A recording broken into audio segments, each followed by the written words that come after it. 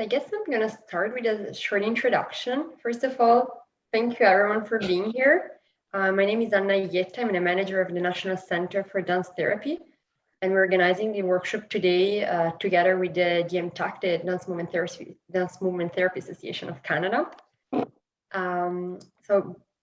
Première chose, pour les francophones ici, vous pouvez utiliser la traduction simultanée. Vous devez juste cliquer sur les petits boutons interprétation dans les coins en bas à droite. So if you want to use simultaneous translation to French, just go to the interpretation button on the bottom left.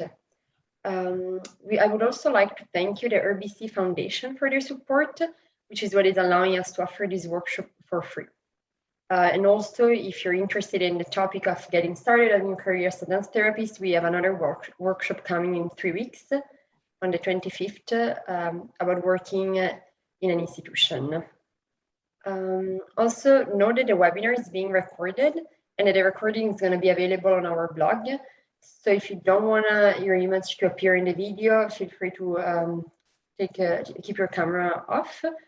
There's going to be sections in the breakout rooms, and I encourage all of you to turn on your camera in the breakout room so you can interact with the other person. Those sessions are not going to be recorded. Also, since we're going to all be interacting today, I would like to ask all of you to share in the chat who you are, what your profession is, where you're from, and most importantly, why you're here and what you're hoping to get out of the workshop. And yeah, I think now is the time to introduce Jessica and Hannah, our two speakers today. For 5 minutes. Sorry. Yeah, please keep yourself muted during your workshop unless you're invited to speak. Also, if you ever want to ask questions or if comments, you can use the chat. I'll be collecting questions so that at the end we can answer hopefully all of them or some of them, depending on how many. So yeah, today we have Hannah and Jessica with us, and they're going to talk about how to establish a private practice in dance therapy. So I guess most of you know them at least by name. Hannah Kamea is a dance therapist based in BC with over 20 years of experience. Who's been managing her private practice since 2004. She's worked with all ages, abilities, and mental health challenges in both school, community, clinical, and cultural settings. She's also created and produced the Moving Child films 1, 2, and 3, and she co-directs the ADTA-approved alternate route training program of the West Coast Dance Movement Therapy and Live Moves, always in BC. Whereas Jessica Houghton, who is, as I guess everyone knows, the president of the Dance Movement Therapy Association of Canada. He's a registered psychotherapist, a dance movement psychotherapist, my apologies for my Italian accent, an educator, a dance artist, and she works in a private practice in Toronto. She works with people with she's worked with people with sexual trauma, children, adults in mental health departments in hospitals, community, and school settings. And she's currently serving a quite diverse range of clients, focusing on supporting the 2SL LGBTQ+ community. And so I'm gonna leave the stage to them. Today we're gonna focus more on building the basis for your practice, and then tomorrow you can connect always at the same link, always at 3 p.m. Montreal time, to talk more about running running a practice. So yeah, I guess that's all, and I hope you enjoy. Thanks so much, Anna, and welcome everyone. It's nice to see some of your faces and to see your names for those who don't have their video on right now. So just to let you know, we're going to be moving in and out of a slideshow presentation, a PowerPoint presentation.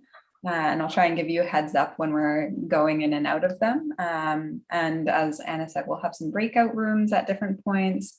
We'll be moving at certain times. So if you have space around you to move, feel free to turn off your camera for movement if you don't feel comfortable being on camera while you're moving. And yeah, I'm just gonna jump right into the PowerPoint now. And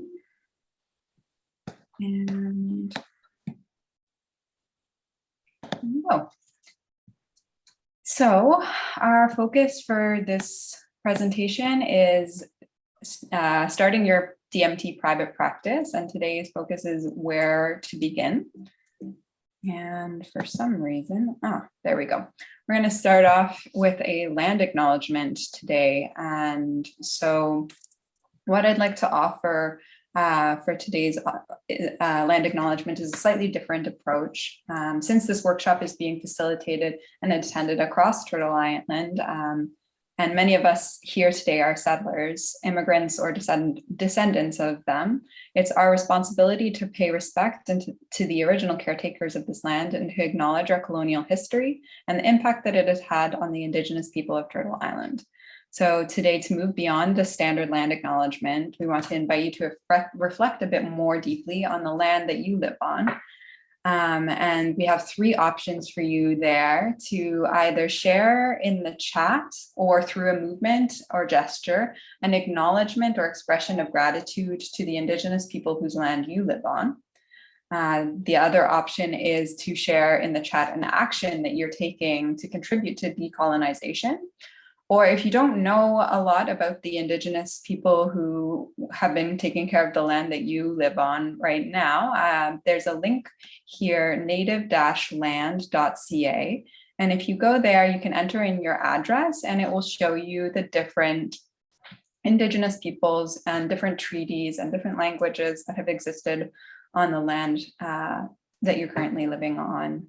It's focused mostly on Turtle Island. So if you're coming to us from outside of Canada or the United States, you might have to do a bit further digging, but let's just take a second to enter into some acknowledgement and share in the chat or through a movement, or look up the Indigenous people whose territory you're currently living on.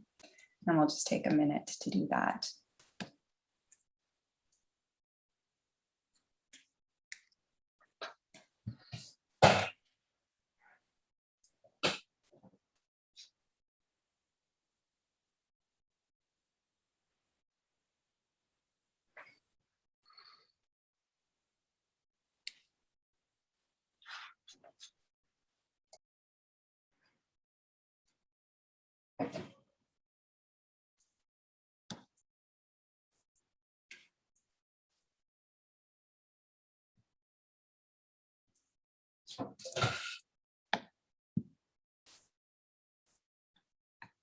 And I'll just take another second here. I'm not seeing a lot coming through in the chat, so just making sure that this is a feature that you can all access.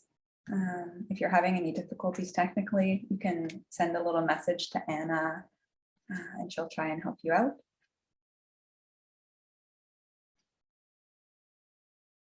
Okay, I can't see, oh, thank you.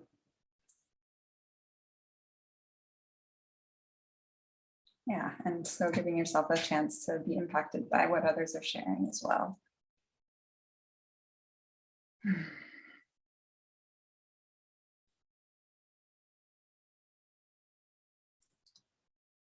Okay. So, yeah, thank you again for those sharing in the chat. Feel free to keep sharing as we move forward. And we're just going to talk through quickly the outline for our workshop today. So we're starting off today finding out a little bit more about what DMT means to you, what it is to you, finding your personal definition of dance movement therapy. And this will involve some experiential. And after that, we're going to move into how you feel about starting your private practice and addressing some of the fears that might be present for you in thinking about starting up a private practice. Then we'll work on developing your elevator pitch, considering what areas of focus you might move into as you start your practice, marketing, finding your ideal client, business planning, business organization, and we'll leave some time at the end, hopefully for some Q&A. Tomorrow, we're going to get more into the nitty-gritty. We're going to explore what you need to consider when you're starting out, concerns around safety, therapeutic contracts, ethical use of touch, note-taking, considerations around your space, whether that's a rental or otherwise, integrating DMT and talk therapy, and thinking a little bit further about support and self-care.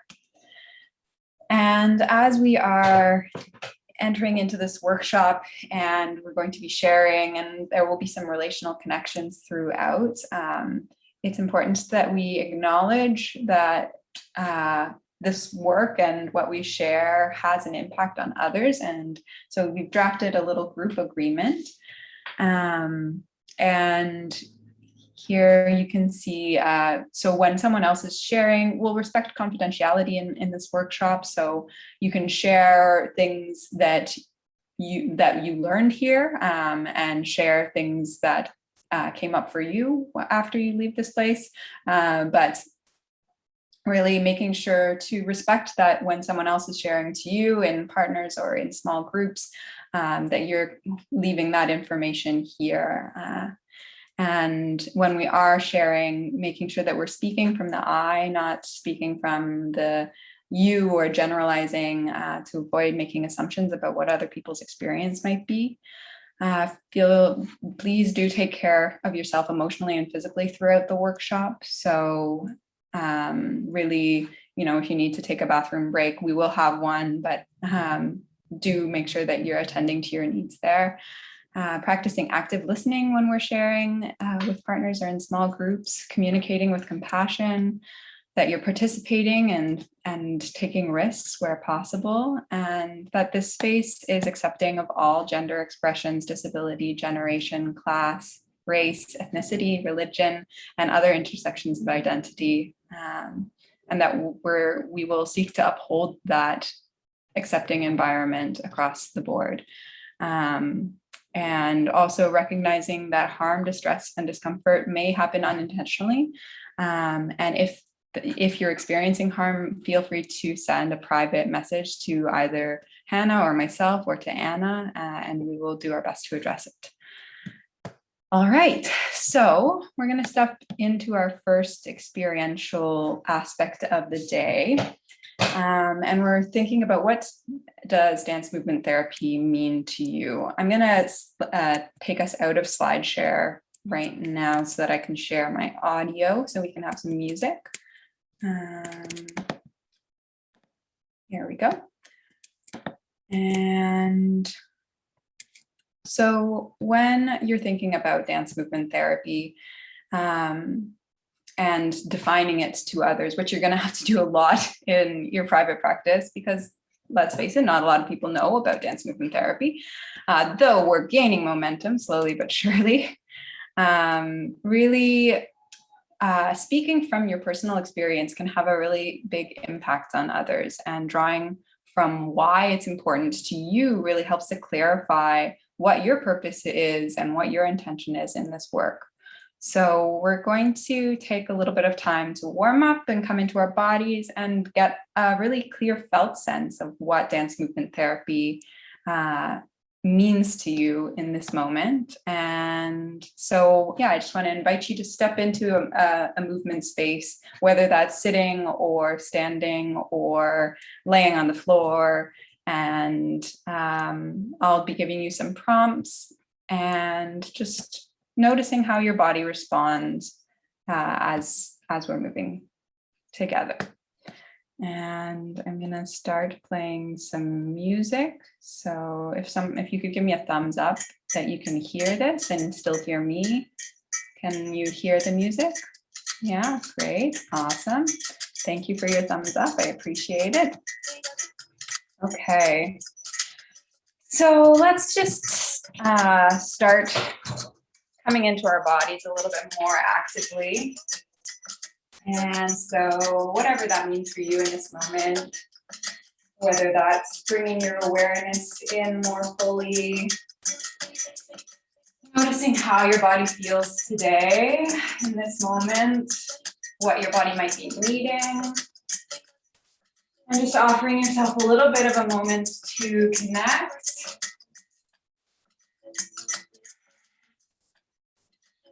To access a little bit more of yourself.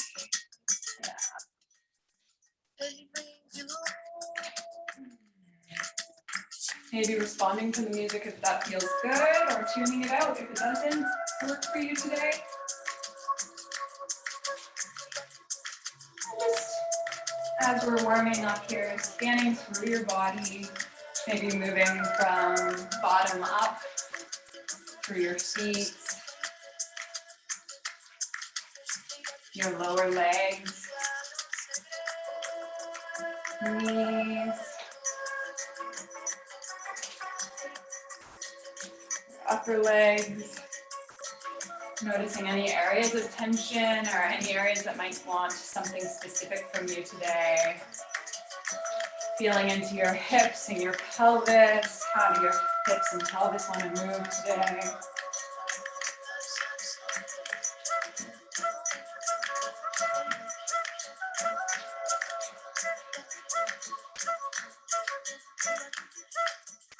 And continuing to move up the body into your torso, waking up your spine a little bit.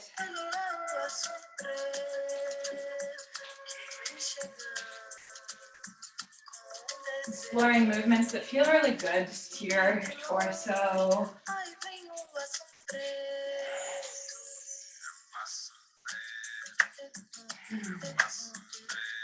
Bringing your rib cage and your shoulder girdle in.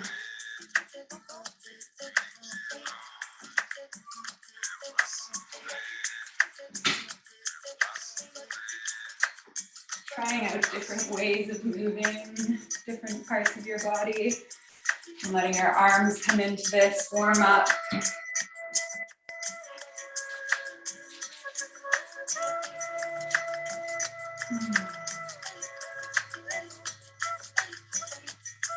Noticing your hands, maybe seeing if there's any self-touch that would feel grounding or resourcing today.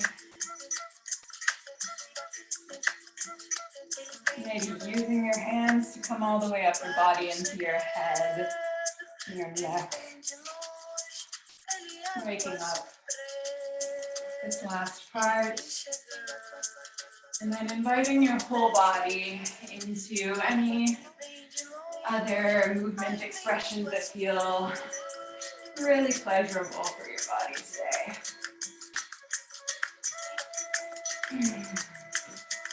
Noticing how it feels to move today.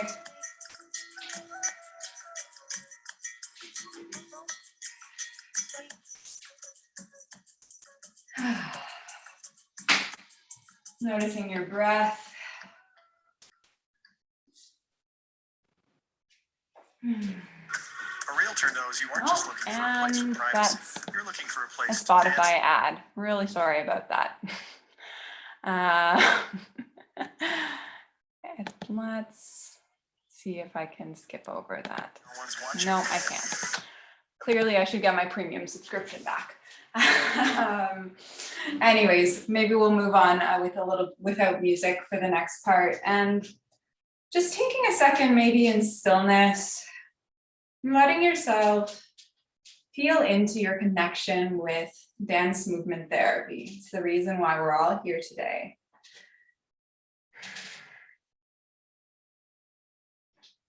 Noticing how that connection feels to you in this moment. Do you feel really deeply connected to the field? Where do you feel like a dance movement therapist in your body?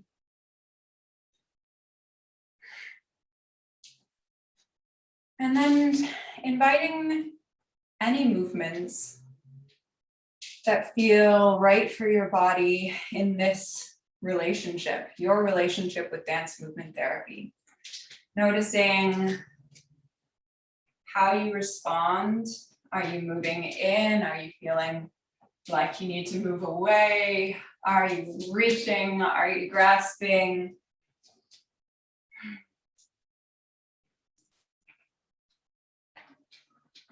Just letting whatever expressions feel really true for you and how you feel towards dance movement therapy right now.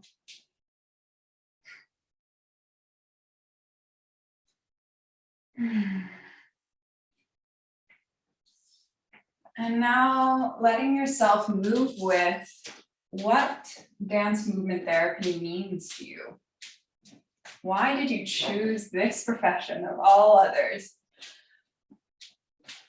And notice what feelings emerge in your body when you consider what DMT means to you.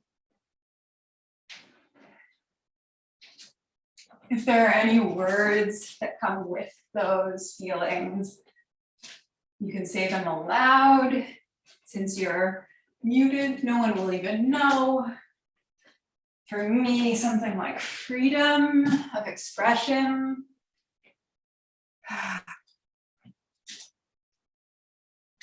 Depth. Connections, my resources. These are all things that are really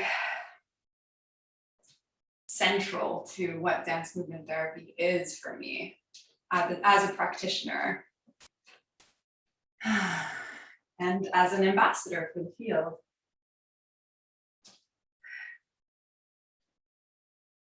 And just continuing to move for another minute or so, exploring the dimensions of what DMT means to you.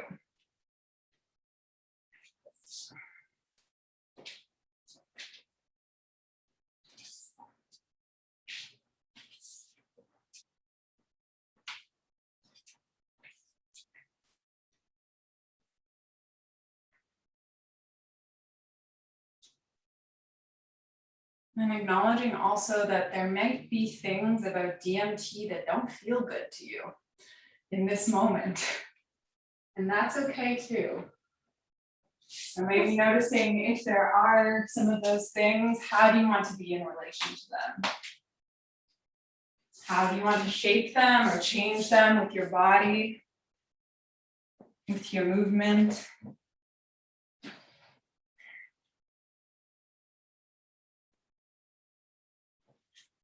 And then coming into one final physical expression that has some flavor of all that you've been exploring the past few minutes.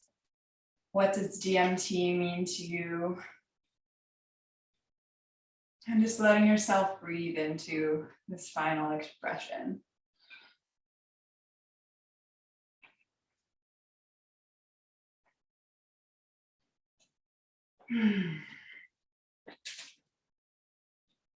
And then slowly finding your way towards stillness and coming back together. So we're going to pop into some breakout rooms to give you the chance to share a little bit more deeply with each other what that experience was like for you. Since it's a pretty big group, just being in pairs will give a little bit more opportunity to actually share about this experience. And we're just going to take 5 minutes and Anna is going to send you off. And so just reflecting on what that experience was for you and making sure that you both have time to share maybe some of those words that came up as you were moving, any thoughts or reflections or embodied responses.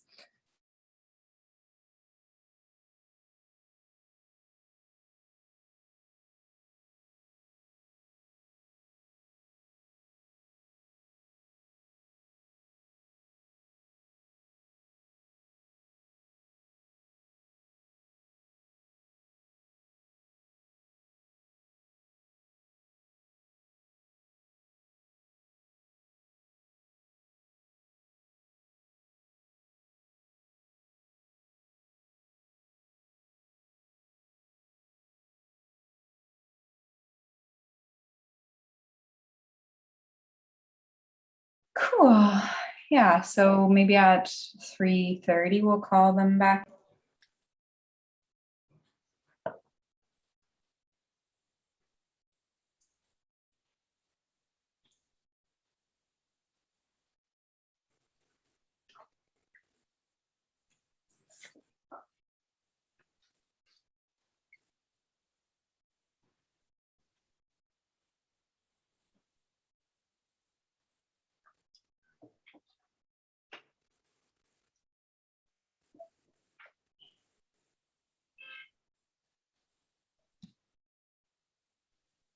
Well, actually, they have 60 seconds starting from now.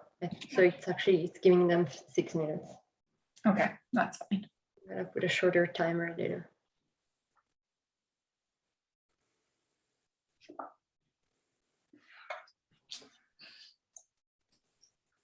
Welcome back.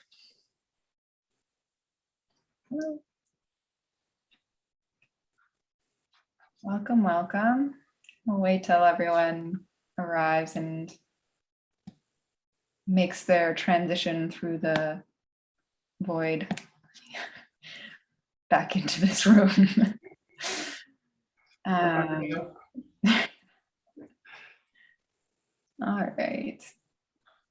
Great. Okay.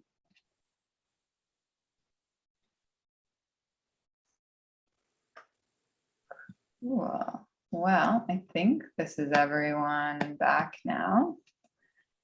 So, yeah, maybe just if you haven't already, or if you'd like to, writing down a couple of the key words that kind of resonated to you for you through that process.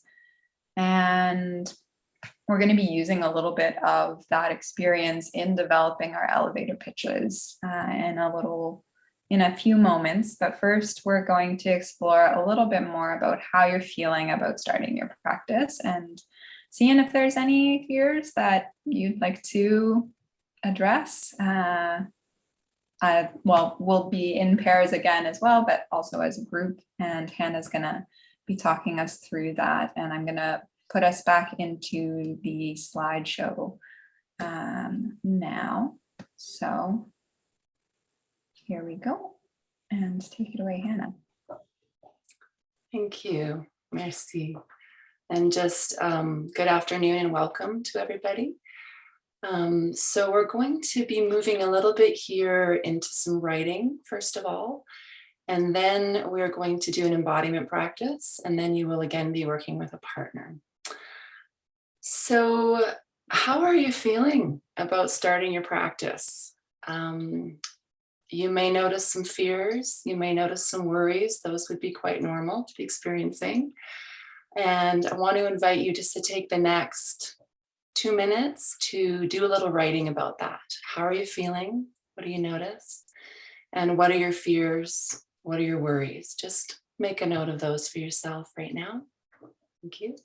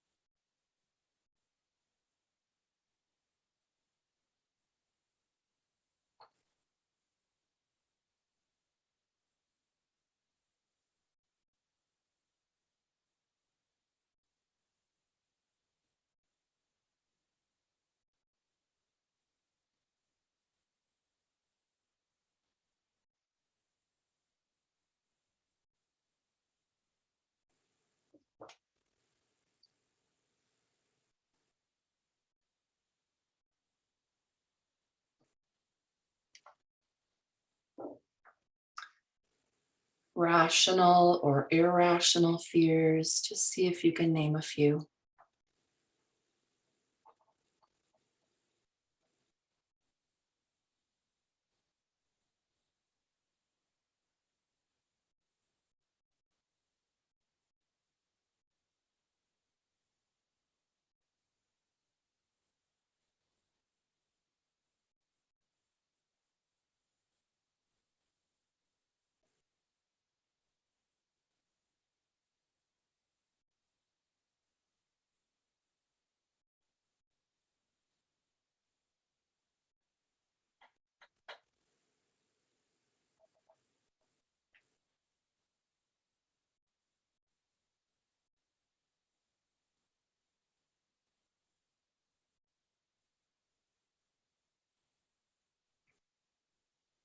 And just as you're writing, noticing how you're feeling in your body, You may notice a particular sensation present, a feeling tone there, somewhere in your body. Just breathing into that as you're writing. Okay, just take another 15 seconds, bring that to a close.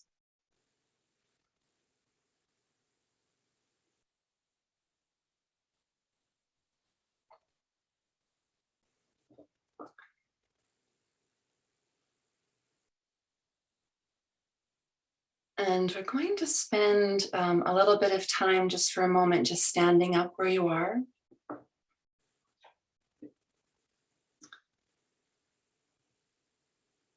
If you would like, have a little room to move there.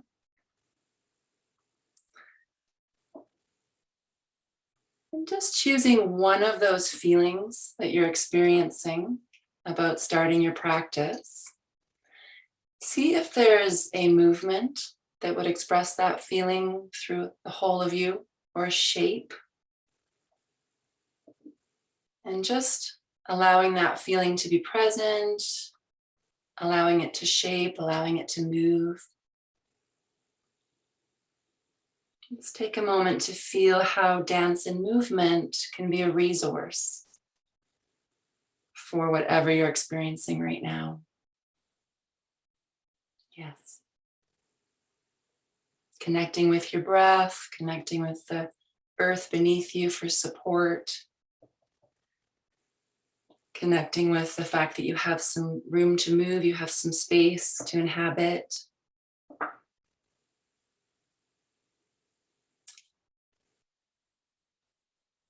And then let's move a little bit here into fear or worry.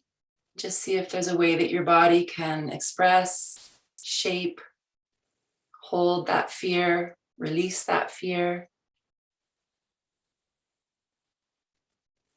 Notice if it's taking a deeper breath, or grounding a bit more, or doing a shaking, or doing a pushing, or a yielding.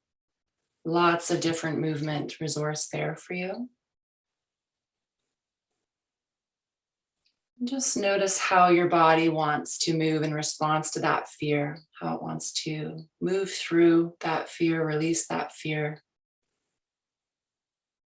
Maybe paying attention to what pathway it wants to move through in the body. If you're feeling it in your core, maybe it wants to release through sound, come through your face. Maybe it wants to release through your arms, through your hands, through your fingertips. Maybe down through your legs, through your feet, through your toes. Maybe through your pelvic floor, releasing through your tail. So just allow that movement of your whole body to participate.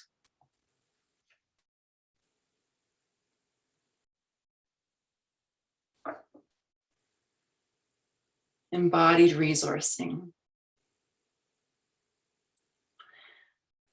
So in a moment, I'm going to invite you to also find a movement that expresses your trust, your knowing, your strength, your confidence, that there is something you can offer through your private practice. It's going to make a difference in the world.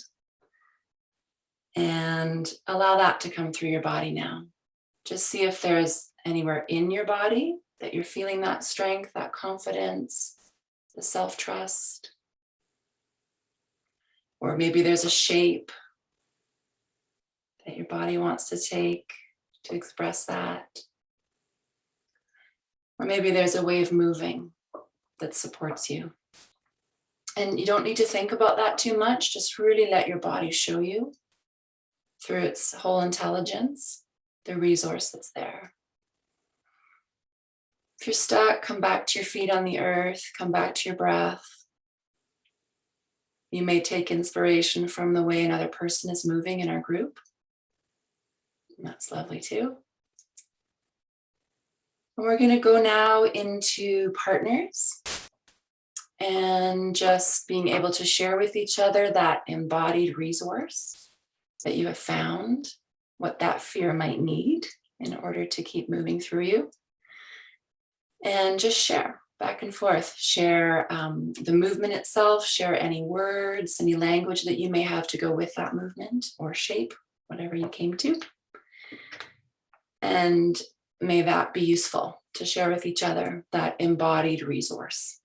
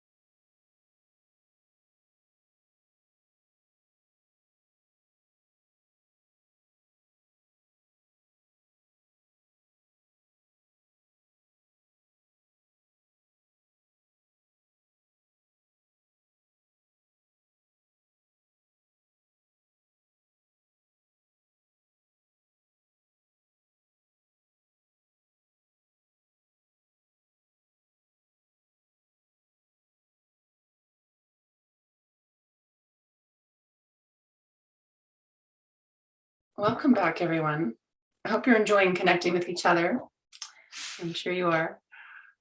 So I want to invite people just to put in the chat room, if you'd like to, how was that for you? Just to be able to move through some of the fears, identifying some of those, identifying your resources through your body.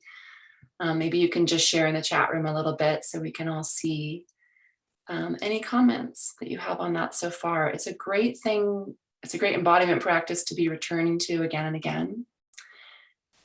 Just that idea of resourcing yourself over and over. So if you want to share anything in the chat room, please do. And in just a moment, we're going to move on to talk about, as we already mentioned in the outline, your elevator pitch, which is just before I go there, let's just take a moment to read some of these comments, and I'm just going to read them out. Just affirming those fears was reassuring. Yeah, it was empowering. Great. Simple to realize that I have all these resources in me. Indeed, you too, and they're always there. Connecting to effort flow profile was supportive. Absolutely. Moving the opposite of what the fear was. Great. Thank you, Jessica. To identify different fears is part of the solution. Yeah. Grounding and inspiring, great to explore in movement. My body wanted to go deeper into the fear movement to be able to move through and past it. So maybe you needed a little more time there. Could be. Yeah. More time, more breath, more earth. Who knows what would help that? Yeah. Great. Okay. So thanks very much for sharing your comments. And hopefully you also felt a sense of solidarity in moving together with your partner. The need to keep connected with your peers, to keep connected with mentors and support as you move into a private practice is just so essential. Great. Giving a space to feel the fear. Wonderful. Thank you. Okay. So let's bring up that slide, Jessica, now about elevator speech. So the elevator pitch or the elevator speech, let's imagine that you are in an elevator with someone else and you just have a couple of minutes as you're going up to your floor and somebody asks you, what is dance movement therapy? Or your client has just called you on the phone and wants a sort of very quick summary of what they might receive from dance movement therapy. So this is what we'd call an elevator pitch. I'm sure that many of you have already done a little writing of an elevator pitch or practice of it. This is another opportunity to do that again. And so this is really personal to you. I think when Jessica and I were talking about this, we were remembering that that elevator pitch often needs to change for your audience, whoever you're speaking with. If you're speaking to a child, this may be different. If you're speaking to a businessman coming in for what they might imagine is essentially talk therapy, or a businesswoman from a corporation. Not to be too stereotypical about that, but they may be interested in certain things. And so just whoever is showing up in your practice, you're going to be changing your elevator pitch a little bit. And at the same time, it's really good to have a couple in the back of your knapsack or your mind to be able to bring out as needed. So, and to practice that fairly often. So it's really ready, it's really there, sort of on the tip of your tongue, ready to roll. So we want to give you just a moment to do a little bit of writing and to think about, you know, in 30 seconds or less, how would you describe dance movement therapy to someone that has never heard of it before? So go ahead and let's take 2 minutes again to do that. And while you're doing that, I'm going to go let my dog in. So I'll be right back.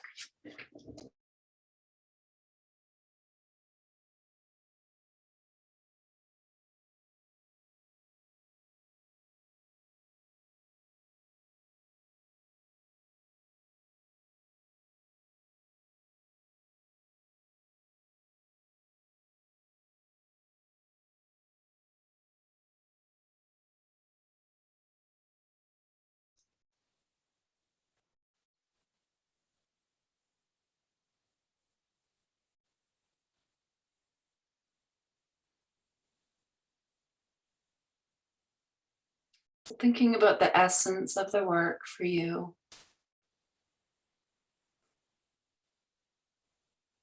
What is dance movement therapy offering?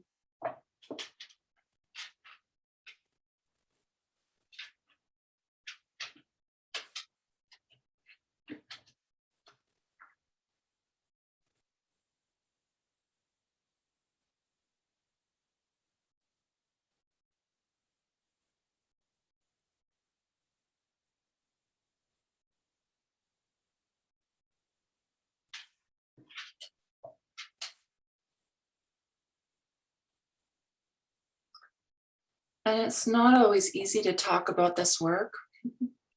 And you will find yourself tongue twisted at times. And you'll find yourself speaking very clearly and succinctly at other times. And especially as you begin your practice.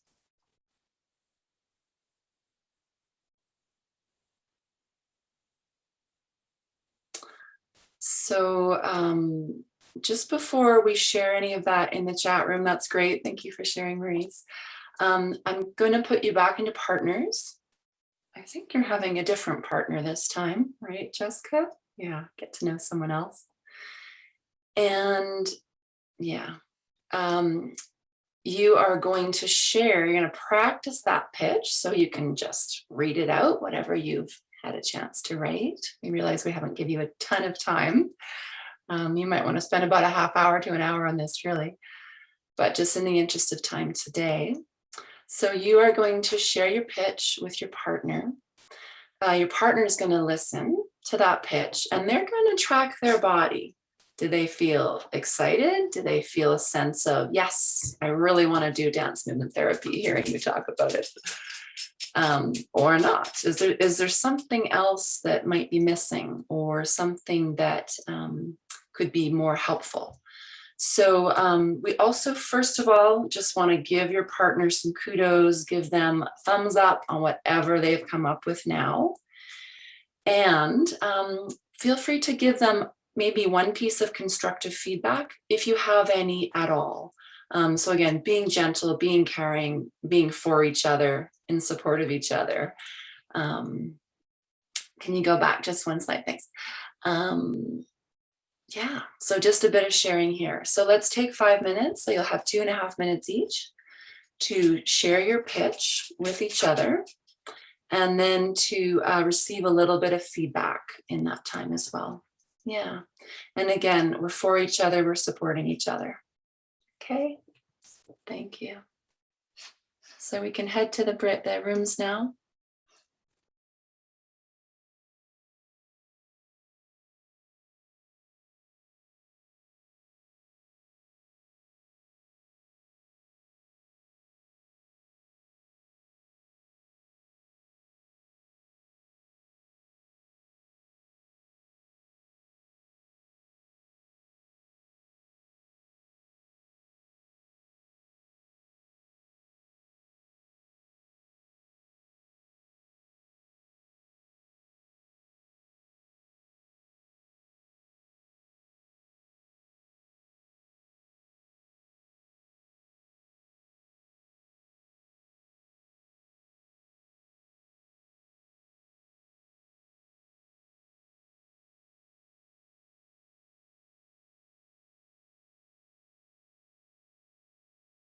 So how was that?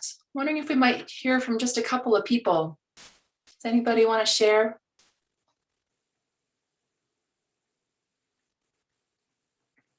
You could share how it was to practice, or share your elevator pitch, your speech. Feeling a little bit shy, are we? You certainly do not need to share. I'm not going to share mine, but I just want to share that my partner started in a different way from me, and I feel like I'm a little bit distracted by my family situation, so I was just going for the like therapeutic modality, blah, blah. And my partner started from a very different way, which I thought was very refreshing and nice for me to think about, to rethink, coming at it from a different angle and really aiming for like what is the core of what I feel it is and what the core of what it brings. I'll stop talking now. Yeah. Thank you very much, Paula. That's a really good point.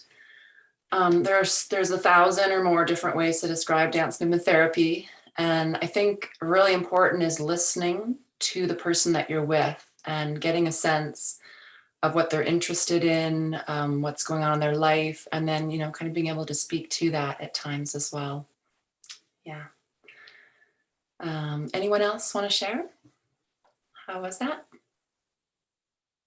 Mm-hmm. Go ahead, Tian.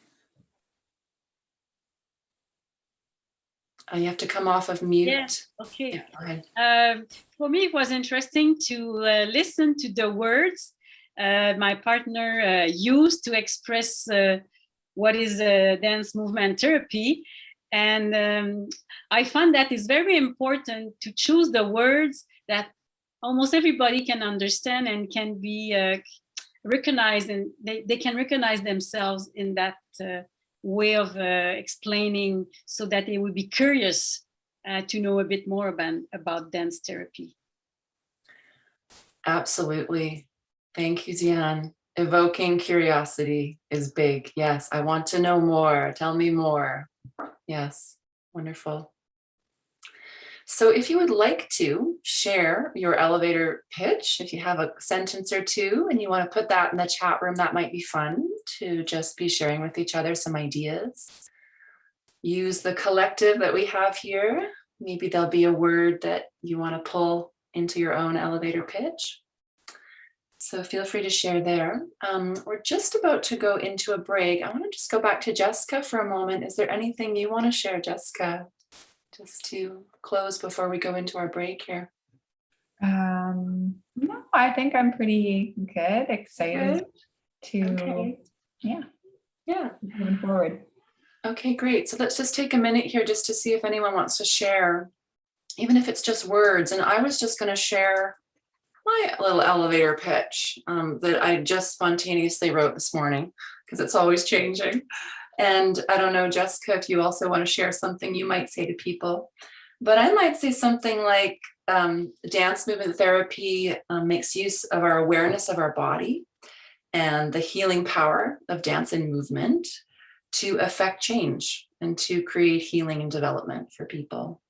And one thing that I often say to people is that our feelings are designed to move, and movement evokes feeling, it evokes emotion. So we're really working with the emotional, physical, social, spiritual aspects of our person, something like that. Anyway, Jess, do you want to share anything before we go to break? I'm getting close here. Yeah, pretty similar, I think, approach to it.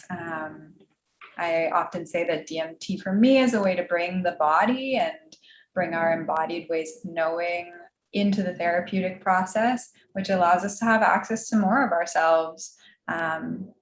It brings us, we still have access to the cognitive and psychological aspects of ourselves, but we also have access to our lived experience and to our felt senses, to our emotions through our body. And that's what makes it unique for me. Great. Thank you. And thank you to those who are also sharing in the chat room right now.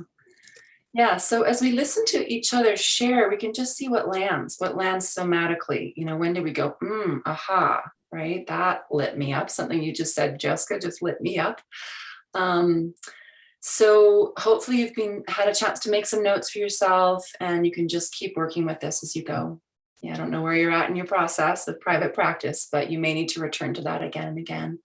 And again, just remember, you're going to be speaking differently to a psychiatrist colleague versus someone who has no knowledge of psychology. So you will adapt as you go. Yeah, thank you. And it's break time.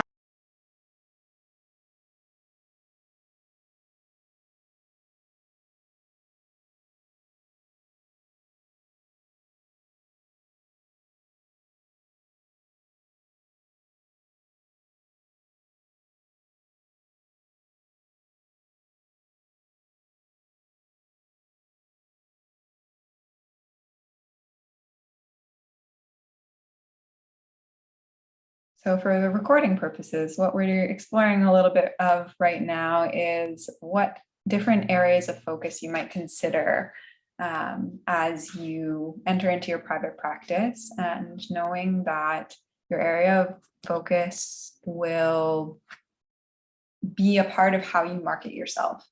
The type of clients that you're hoping to work with will have an impact on how you go about finding those clients. So just taking a look at this map as people submit your answers. And if you're having trouble using Menti, feel free to pop them into the chat instead of through the Menti.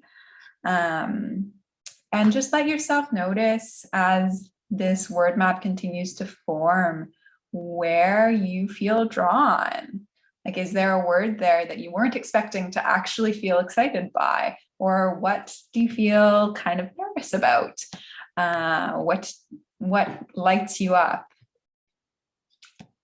And feeling nervous doesn't necessarily mean that that's not an area that you work in. Sometimes our nerves or our can be a really great compass towards like what might be a growing edge for us. Maybe not a right now thing, but something that we're interested in, but we're not quite there yet. So yeah, there's some really great areas here. Yeah, inclusion. There's quite a lot of people interested in 2S LGBTQ plus and gender identity, trauma. A lot of people interested in working with children, autism, mental health, domestic violence, Alzheimer's, Parkinson's, ADHD, palliative care, Indigenous people, anybody, yeah, grief, elderly, teamwork, yeah. And just for yourself, take note of anything that you hadn't already considered that you might be interested in, or anything that's kind of surprising you here. And just have a little note for yourself of some of the areas of interest, even if you're not going to approach them right now, that you might consider in the future as well. And there's some people typing in the chat as well. So feel free to take a look at the chat too. Yeah, chronic pain and chronic health conditions, attachment, totally. Yeah. Okay. Postpartum and pregnant women, that's a really interesting area, or working in mother and baby units. I think someone else, yeah, mother and child. Great. Yeah. Okay, so I think we'll come back. Thank you, Anna, and head back over to the slideshow. So we're just going to take a couple of minutes with these areas of focus in mind to consider what kind of skills are necessary for working with these various populations. And so just take a second for yourself to write down what skills you have already that you're bringing to your work with these populations or in general, and what areas you're hoping to develop a little bit further as you're stepping into your private practice. What gaps do you want to kind of fill in for yourself, especially if there's a client population who you're not feeling totally, you're feeling excited about, but oh, I might not have all the resources to support that client population.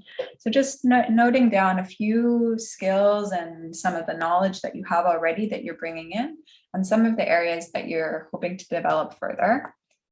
And then we're gonna hop into, we'll hop into our, into some small groups and share a little bit if everyone can identify a few of each, and just quickly sharing them with your group. Also, because hearing what other people's strengths and skills are helps us remind us of the skills that we have that we might not have right at the front of our minds and bodies right now. So I'm gonna stop sharing, and Anna, if you could set up groups of 3 here. And how long do you want them in the breakout rooms for? We'll do about 5 minutes again. That would be great. Okay, so you're going to be invited to join the room. Great, awesome.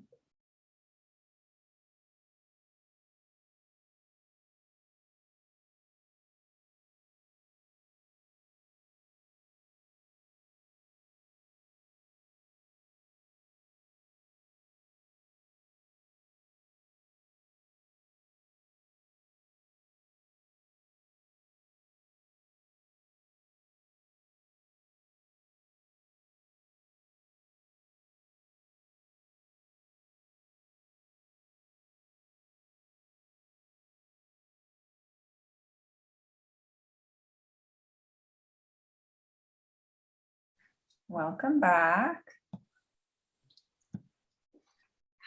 So Hannah's going to take us into our next section. Take it away, Hannah. Yeah, thanks, Jess. So hopefully that was useful to you. You can obviously take many more hours and would be a really good idea to do, and obviously continue to talk with other people as well, their peers, about narrowing, honing in your focus of your practice, especially when you're first beginning. It can be helpful to have a niche, as we would call it, a niche in your marketing. So we're going to talk a little bit in general about marketing now. Some things to consider. So that slide is up. Yes, we're good. Okay. So there's lots of preparation before creating a website, but it can be an extremely useful tool, as all of you know, and not always needed. There are costs associated with websites, so that's something just to consider. Do you have the funds for that or not at this time? You're going to need some sort of version of the elevator pitch that you've been working on, or a basic description of what dance therapy is, and talk about your areas of focus. You might consider having a blog. That's a very helpful thing for your clients, people considering coming with you as a therapist, is just to get to know you a little bit through your writing, or have somebody else support you with the writing if you're not a writer. Great to have an editor as well for your website. A couple of examples there of a few websites that I think Jessica was aware of that might be helpful to folks to take a look at. So if you're not going to do, or if you are going to do a website, either or, you can have just a free blog site, and you can also think about just listing yourself on professional association websites. So in British Columbia, we have a specific site for counselors in BC, and other provinces have the same. Things like Psychology Today or different online magazines that may list people would also be a good thing to be looking for. Printed materials in the digital age, things are becoming less relevant. When I first started back in 2004 with my private practice, when I moved back to Vancouver from the United States, I did brochures and was putting them in offices and dentist offices and doctors' offices. And I did not have a lot of clients come in that way. And I don't know if it was the brochure or something else. I had a lot of clients coming in just through my website and through word of mouth and through networking with like-minded organizations and doing workshops, meeting people that way. So just something to think about, how much money and time you want to put into printed materials versus focusing more online. That said, there's still a place for brochures, for postcards, for business cards, particularly at conferences, or even leaving business cards at cafes or up on a wall somewhere can be helpful. And also can just support the professionalism of your practice. So it's something to be thinking about. Another thing to consider is offering free events when you first start your practice, and that could include workshops and groups. It might be showing up at other types of events that are happening in your community and having a booth or having a table. So, and thinking specifically about what kinds of events would really link to your niche market or your ideal client, which we'll talk about in a moment.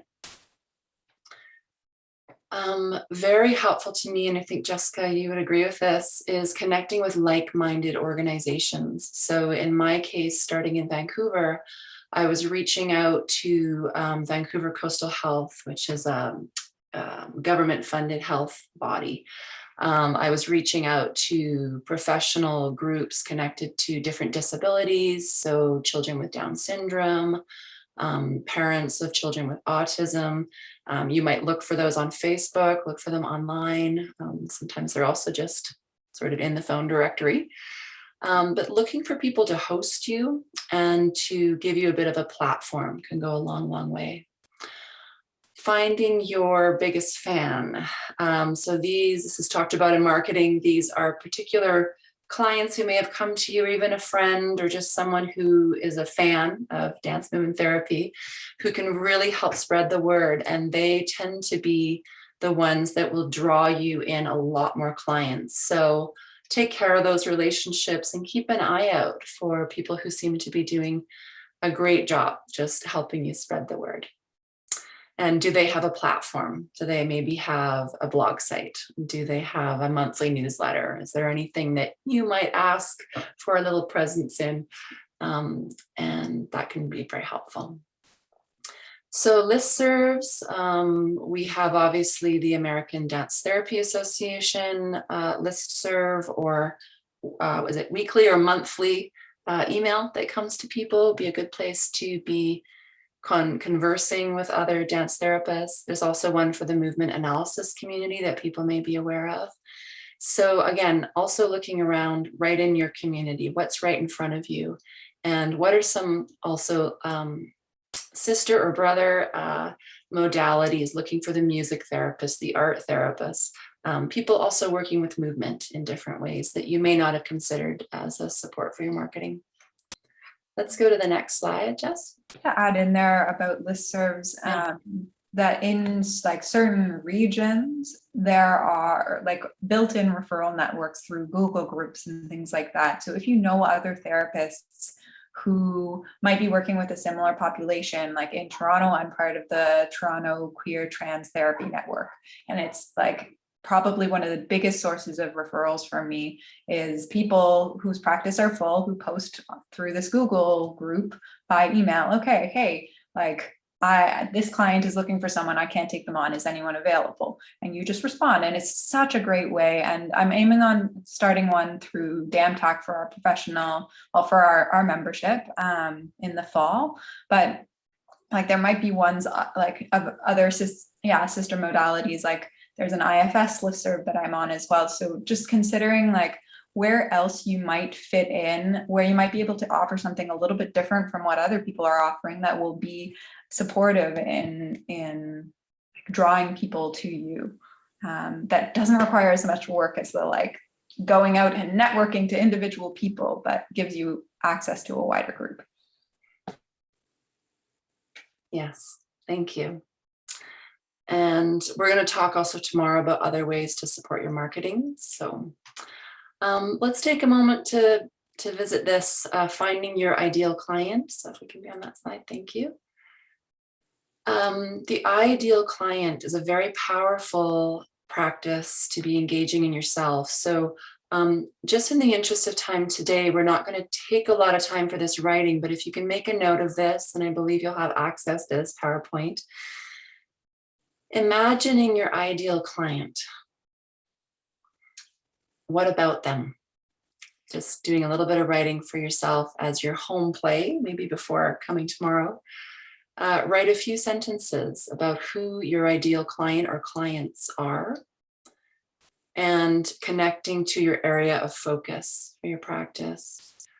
This is very important to think about as you write your website, as you write your brochures, to really imagine speaking to that ideal client and knowing a little bit about their needs. So families with children might be a focus for you, but there might be something more specific about that. So this does not have to tie you into only working with that type of client, but it can be very helpful to also go through that process yourself. One of the things you're going to be doing is determining if a client is a good fit for you. And this is a little bit beyond imagining your ideal client, but also screening for the types of clients you want to work with, your ideal clients, let's say. So a lot of people are offering a consultation call or a visit to wherever you're practicing. Some people offer 20 to 30 minutes of that consultation time. Others offer a full hour. It's really up to you to figure out what feels right and how much time do you maybe need with any given client as well. You're going, however, being careful with boundaries and consistency with clients is important too. You may consider screening for any diagnoses that person has already received from the mental health community, their history, something about that. Knowing if they are within your scope of practice is going to be really important, and also within your skill set. And there are times just to have that conversation and to say, I don't feel I'm the best therapist for your needs, and I'm going to offer you 3 names of people who are really expert in this particular area. And unfortunately, I just do not, I don't specialize in that area, or I don't have that skill set. So we have to be honest, taking care of ourselves and taking care of our clients. Really also feeling into your personal capacity at any given time in your practice, and that's going to change. Just paying attention to that, who you are up for working with, and who there might be something that registers somatically where you feel, I can't do this. Pay attention to that. Trust your body. What does your gut and heart say, as well as your mind? And if in doubt, take it to supervision, take it to peers, of course, respecting the confidentiality of your client, but go check it out. Spend a little more time processing what you need to. Let me see if there's anything else I need to be covering right now. I think that is all. Are there any, if you have a question about this, please write that down for yourself. And then we're going to take some time for questions just before we finish today. And we'll also have time for more questions tomorrow. Thank you so much. back to you, Jessica. Thanks. So we're going to talk a little bit more about the business side of things. And a big part of that is determining how much you're actually going to charge for your services. I've included in the slide, and maybe someone can post it in the chat as well, a link here. This is a therapist who has generated a fee calculator that is really, it just makes a lot of sense. It's based on what your actual expenses are, what your cost of living is, and how many clients you want to have a week, a year, how much time you want to take off, all of those things. And so this calculator will punch in all of those numbers, and at the end, you'll get a sense of, okay, this is what I need to be charging my clients if I want to be able to make ends meet, if I want to be able to afford to have a week off every year, or a couple weeks off, or a month off, whatever is like most sustainable for you. And it's just really helpful in like getting that like hard number down, and then you can do your kind of negotiating around it.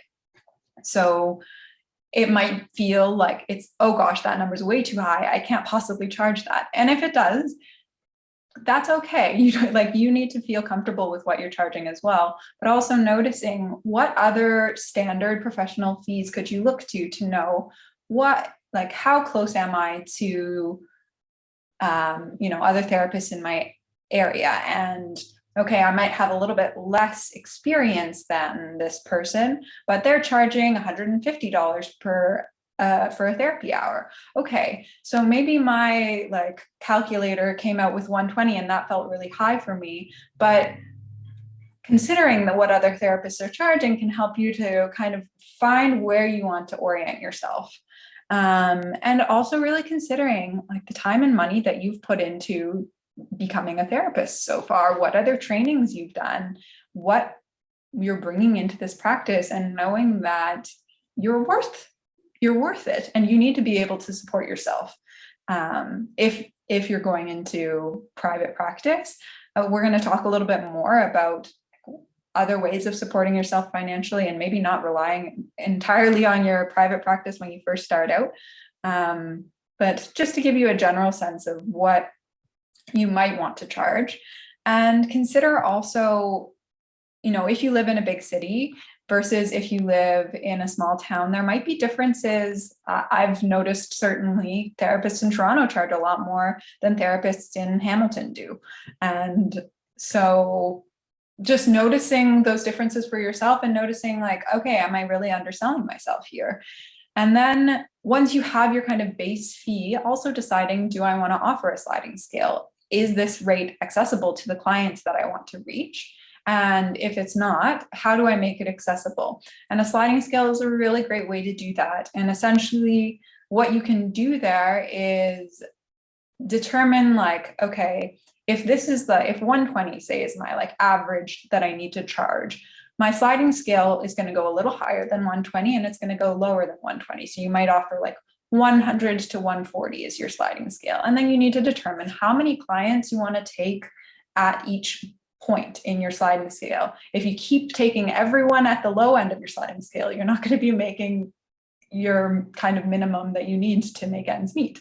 So really being honest with yourself about, okay, can I take on another client at the lowest end of my sliding scale right now? And if not, have a waiting list for the low end of your sliding scale. It's not saying no to them forever. It's just saying that I need to have the other end full as well in order to support myself in living.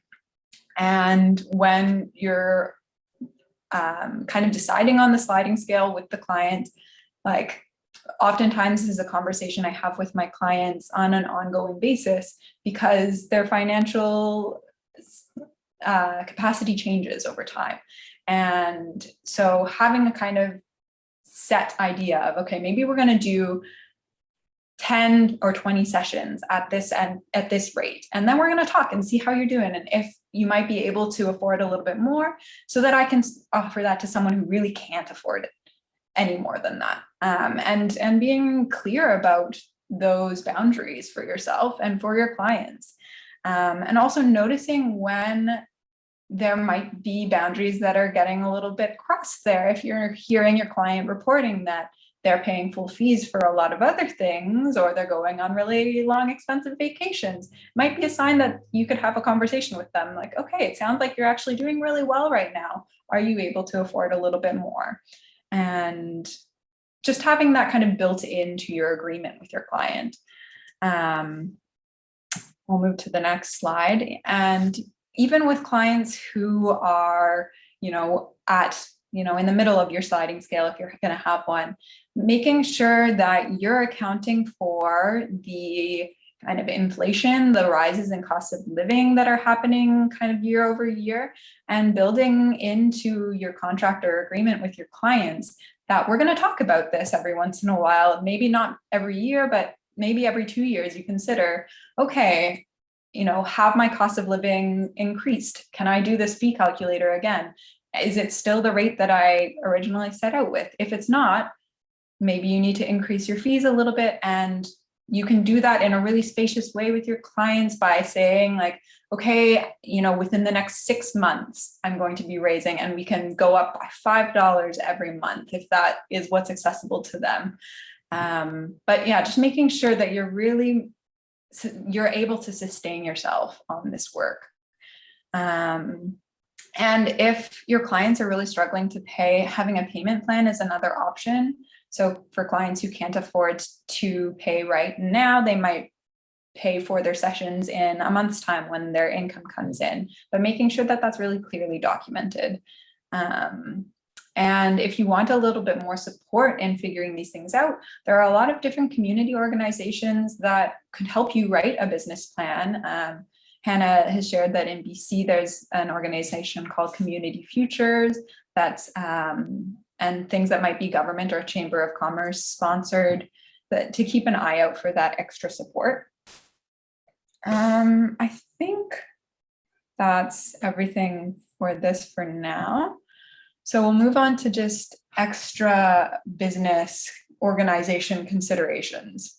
And there are a lot of things to consider in terms of payments, how you're going to receive payments, whether that's by cash or check or e-transfer or PayPal or credit card, knowing how it's possible for you to receive payments, how you're going to track those payments, how you're going to send receipts, how you're going to do invoicing, how you're going to ensure confidentiality and security of personal health information around that. So having, if you're generating these documents on your own, having password protected documents, sending them by email in a password protected way, having them stored on an encrypted USB maybe, or maybe you're going to use a program that manages these things for you. And we'll talk about a few options there. But the other things to kind of consider here are how you're going to send your therapeutic contracts to clients. Also, how you're going to track your income and your expenses, whether that's through an Excel sheet or some other ingenious method that you have. For a while, I just wrote down in my day planner how much each client paid for each session. And then at the end of the month, I would add it all up. There's a lot of different ways you can do it. Some are better than others. I'm not necessarily endorsing that one.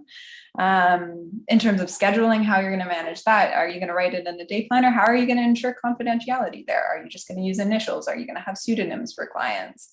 So that if someone opens up your day planner, they don't have the names of all of your clients for the week. Or are you going to use one of these other platforms that manage your scheduling for you?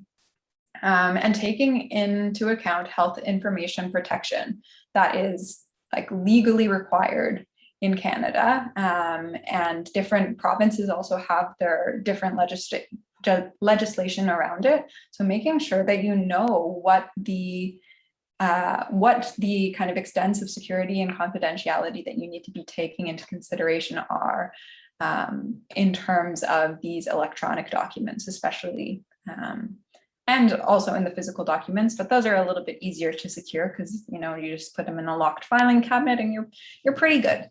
But online it's a little bit more complicated. So that's why having one of these other platforms, though they cost money, can be really life-saving. I didn't do it for the first 4 years or so of my practice, and gosh, was it such a relief when I started using a platform that managed everything for me, because all of a sudden, like, hours of work every week was taken off my plate, and I could actually just focus on my work with my clients or in doing extra trainings and things like that. But it is an expense to consider starting out. Do I have the funds for an extra, $60 to $100 a month, essentially, for one of these platforms to run my scheduling, my payments, my notes, and all of those things for me? The platform I use is Owl. I really like it. It's really simple. They even have a video platform that's like a lot more secure than Zoom, and is HIPAA compliant on all levels across the board, which is really great. I know a lot of people use Jane, people use Doxy for their video platform. There's like Calendly for the scheduling, or Acuity. Like, there are a lot of different options out there, but do make sure that you're looking into where their servers are located, because Canadian legislation usually requires that servers be located in Canada. So some of these programs are American programs, and they might not meet all of our requirements here in Canada. Owl, I know, does. Jane app definitely does. I know Doxy is considered to be very secure. So the ones that I've written down here are ones that I know to be secure enough, but really making sure that you're doing your research there. And yeah, either way, whether you're doing it yourself or you're using one of these platforms, that you're doing your research to make sure that you are taking accountability for the protection of your client's information, because you have a lot of vulnerable information in your records. Okay. I think that's, wow, it's 4:50. I'm going to take us out of the slideshow for now and open up the floor for some questions. You feel free to type them in the chat if you want, or just turn on your mic and ask away. We're here until 5, so what do you want to know?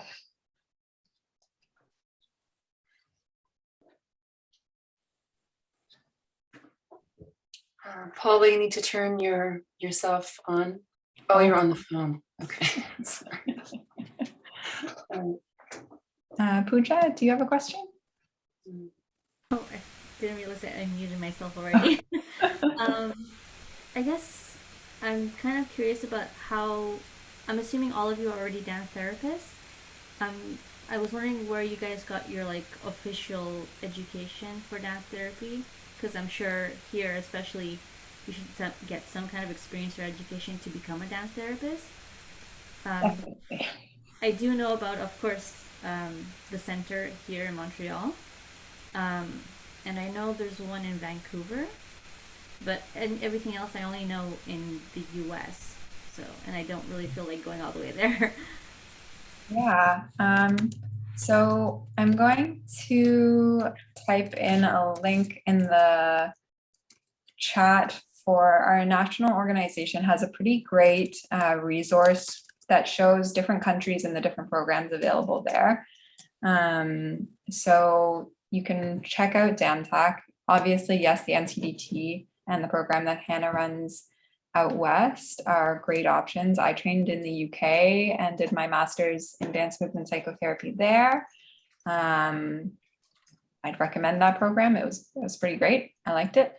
Yeah, obviously the States, there are places all over Europe. The European Association for DMT is a great resource to check for up-to-date lists on programs there. But yes, all of this, yeah, adta.org, definitely, they have a great list.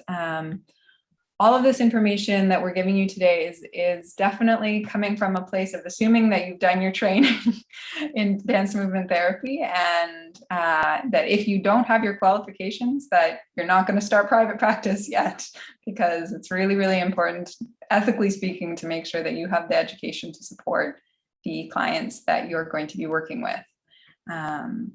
So yes, please do train up and Yeah. Any other questions?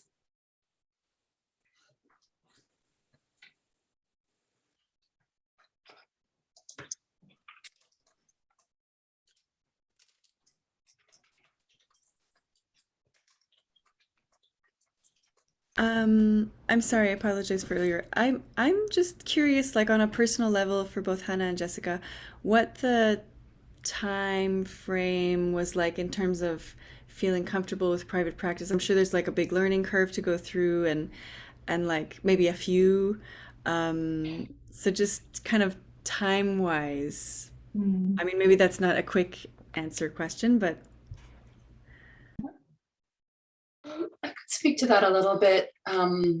I did my degree at Naropa University. I was there for 3 years in Boulder, Colorado. And then after that, I had an opportunity to go to Austin, Texas and kind of intern, if you will, not my master's level internship, but I felt that it was a continued internship in terms of accruing hours toward my BCDMT, board certified dance therapist.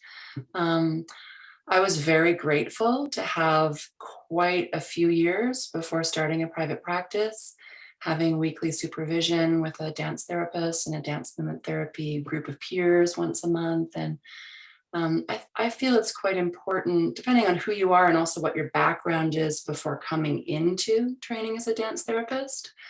I think it's great just to spend some time in agencies and working with colleagues around you, and also getting your feet in a few different types of work environments, so different populations. So I would encourage you not to rush in actually to private practice, because it's a lot to hold and it's quite a level of responsibility. So, and you'll know when you're ready, and again, speaking with your supervisor or whoever you're consulting with about when it's a good time to start.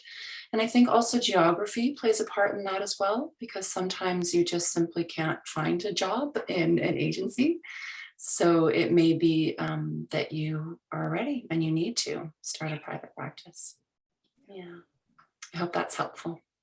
Yeah. And I think like adding to that, that was my situation when I got back from the UK. There weren't job postings, and I was not great at marketing myself to big organizations. That was way scarier to me than starting out with a private practice. And I had done my internship over in the UK. So I did have my 2 years worth of experience to get going from. But yeah, I started my private practice pretty much straight out of university, and it took me quite a while to build enough of a client base that I feel really solid financially. And even so, there are still moments where I'm like, am I going to do it this month? Especially living in a big city like Toronto, it can be hard.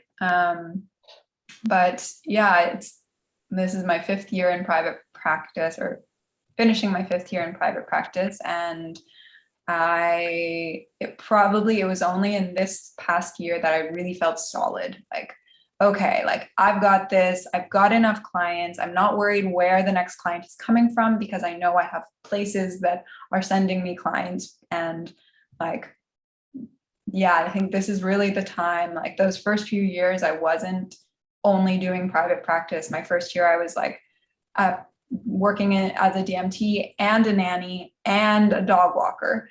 And my 2nd or 3rd year, I stopped being a nanny, but I kept being a dog walker. Also, I just really like dogs, so that was a great way to do it for me. But like I had my other forms of generating income, and in those first few years, I did work for some organizations. Like I had contacts through the TCDSB, and I offered some workshops to teachers about incorporating dance, there were other things that weren't necessarily within my private practice, but were generating income through dance and movement work. But yeah, it wasn't like a 1 year and I'm good to go type of experience for me. It was like one step at a time. Okay, I feel like I can stop being a nanny. Great, this is good. And now like I'm definitely supporting myself 100% on my private practice, and it feels great, and I feel confident in it. So it's possible to get there. And I know Hannah definitely is doing that as well. So yeah, it just takes some time. I very much agree with diversifying your income and yeah, just feeling supported however you're beginning. Yeah. I think we have time for maybe one more question. And if there isn't a question, maybe we can take a second to come back into our bodies before we say goodbye for today. So I'll leave it open for 10 seconds for another question. Doesn't look like it. So Hannah, do you want to do a little bit of movement to close for today? Yeah. So I just want us to come away from the screen. I invite you to stand up wherever you are, lie down, whatever shape you'd like to be in, whatever level. And just to take a moment to, if you would like to, I invite you to close your eyes or have a downcast gaze, soften your gaze. And maybe you would like to have some self-touch or not to see what you want to do to come back to you after our full 2 hours on Zoom and our discussion. And just take a moment to notice yourself, your body. How has this day landed in you, this workshop? How are you feeling now? Just doing a little bit of a baseline. We've talked about many topics.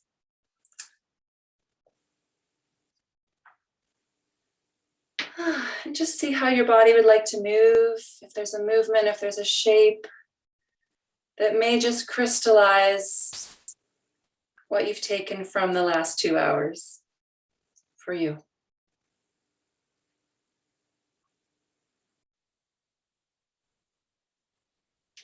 Anything that shifted, maybe there's a shape that embodies this new learning for you, or a movement.